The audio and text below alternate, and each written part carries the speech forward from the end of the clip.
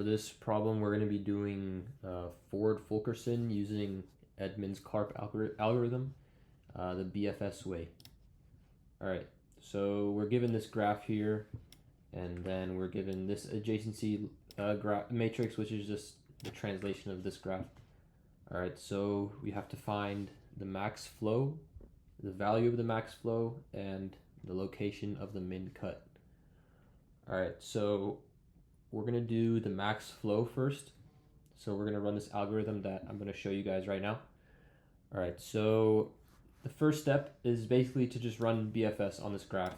And as we run BFS, we're going to edit the weights and the edges and the nodes. Okay, so we can start. I'll just go ahead and explain. So BFS, we're going to start at node S. This is the source, and then T is the sink. So the source is the beginning node and T is the end. All right, so S is our beginning node, so we're just going to add it to our BFS. And I'm going to do BFS I'm going to draw it as a tree because it's easier to visualize that way. Okay, now that we have S, we can add nodes 1 and 2 right here. And we should follow the adjacency matrix. So when you're doing BFS for this example, just follow the adjacency matrix. It's so you know which nodes to add next. Okay, so we're gonna add 1 and 2. Okay, and now it's left to right order, so we're just gonna process node 1 first again. So come to node 1 here, and we can only add node 3. So we'll do that. Okay, now that 1 is fully processed, we're just going to move on to 2. Okay, from node 2, you can add node 1, and you can add node 4. Okay. Okay, again, we can start the new level now. We can start processing this level because 2 is finished. Okay, so we're going to start on 3. So from 3, what can you add? You can add node 2, and you can add the sink, which is 5 in this case. So we're going to add node 2, and then we're going to add the sink, which is T, or 5, node 5. Okay, so if you notice something, we reach the end here. So what we're going to do whenever we encounter T is we are going to take note of this path right here. So whichever path that led us to T, we're going to take note of that. Okay, so I'm just going to draw it right here. So S to 1 to 3 to T. Okay, then we can come over to our graph here, and we can update all the edges. So the path we took in this case is right here. So basically just the top nodes.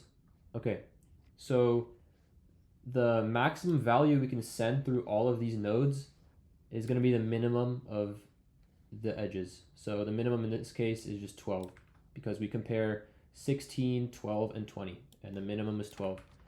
So we're going to simulate that we send 12 units across this path right here. Okay, so how we do that is we're going to send 12 this way.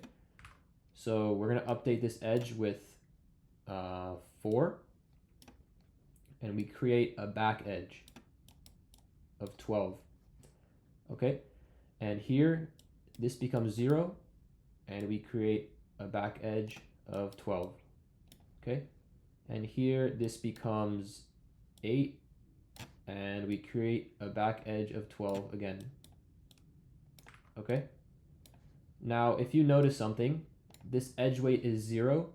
So essentially what that means is that there's no longer an edge that connects V1 to V3. So we can come over to our adjacency matrix and we can get rid of that edge. So from V1 to V3, it's going to be right here. So we can just put an X there just so we don't get confused later on. I suggest that you guys do this. Just X out the option in the adjacency matrix so we don't get confused. Okay, next. So let's just mark this path as done. Okay, now that there's no connection between V1 and V3, we can just get rid of this path. So there's no need to process any of these nodes because they're unreachable at this point. Okay, so we can just cross this out now. Okay, and now we're back at processing 1 and 4. Okay, so 1, there's nothing to add here, so we're just going to move on to 4. So from node 4, we can add node 3, and we can add the sync again, or node 5. Okay, so again, what do we do when we reach a path that includes T? We're going to mark it down. So we are going to mark down this path. So it's S to 2 to 4 to T. Okay, and that path is just this bottom one right here. Okay, so the maximum flow we can send through this sequence of nodes is going to be the minimum value of these edge weights. So what is it in this case? It's going to be 4, right? So we're going to do the same thing that we did on top. We're going to subtract the minimum value from each of these edges. So this becomes 9.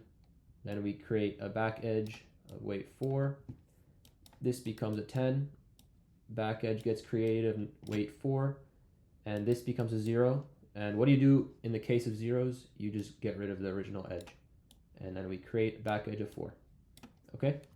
Now again, we can come down to our adjacency matrix and get rid of the edge that connects V4 to T. So we can come down here and we can get rid of this right here. So this path is processed right here. Okay. Now we are going to continue processing. So there's nowhere you can go from this path just because as you can see here, there's nothing else you can go to from node 1 because there's no arrows coming out of it. So we can just put an X there indicating that this path isn't completed or cannot be completed. All right, next we can process node 3 because this is the only thing left in our BFS that hasn't been completed yet. Okay, we're gonna come down here. We can add node 2 and we can add the sync. All right, so we have another path, which is this right here. So S2, 4, 3, and T. Let me write that down. S2, 4, 3, and T, which is, I'll highlight this in green. So S2, 3, or S2, 4, 3, and T. So it's this ugly path right here. And we're going to find the minimum value we can send across it. So we're going to compare the outgoing edges. So we have 9, 10, 7, and 8. And the minimum is 7 in this case. I'm going to redraw the graph once I'm completed drawing it so it's easier to tell. Okay, so the minimum weight is 7, so we're going to send 7 across that path. All right, so this becomes 2. This becomes 11 because you're adding 7 to it. This becomes 3. This becomes 11. This gets removed because it becomes 0, and we create a back edge of 7. And then here, this becomes 19, and this becomes 1. Okay? The graph is pretty ugly, so I'm just going to go ahead and redraw it right now. All right, so here's the updated graph. Now, since the connection from V4 and V3 got removed, we're just going to remove it from our adjacency matrix. So from V4 to V3, you can just X this out. And if we come down to our updated graph here, we'll notice that T is now unreachable. So no matter which path you take, you cannot reach T. Notice that there's no way to get to T from here, from anywhere else, because the edge is turned into the opposite direction. So once you reach here, once there's no way to reach T, that's when you know you finished the graph traversal. And this is the max flow of the graph, and I'm going to redraw it So the next step is we're going to draw out the max flow graph. And what that's going to look like is we're going to take the new edges that we created. So 12, 11, 7, 12, 19, for example, 4. And what we're going to do is we're going to put that over the original weight in the graph. So for example, this connection here, the edge would be 12 out of 16. I'll show you guys what that looks like in just 1 second. All right, to find the min cut, we are going to consider all of these edge weights as they are. So we're going to ask the question, can we push any more numbers or any more values through this edge weight? And if we can, then we can just add it to our first set. Okay, so can we push any more values through S to V1? We can, because there's space. There's 12 out of 16 spots took. So we're just going to put a check mark here. Okay. Now from V1 to V3, can we push any more through a maximum, like a filled up pipe? We cannot. So we're going to add the node that's getting pointed to. I'm going to indicate this with a red check mark. Okay. Now we do the same for all the other nodes. So here, can we push values through? Yes, we can. For here, can we push values through? Yes, we can. For here, can we push values through? Yes. And then for here, we can as well. Okay. Now here, we cannot. So we cannot because it's maxed out, 7 out of 7, right? So we're going to add V3 to our set 2, which is already added. So, okay.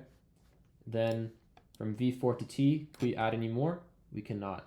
So we're going to add T to our set 2. And how we separate these is we just draw a line separating set 1 and set 2. So set 1 is S, V1, V2, V4, and set 2 is V3 and T. And this is our min cut right here. And that's all.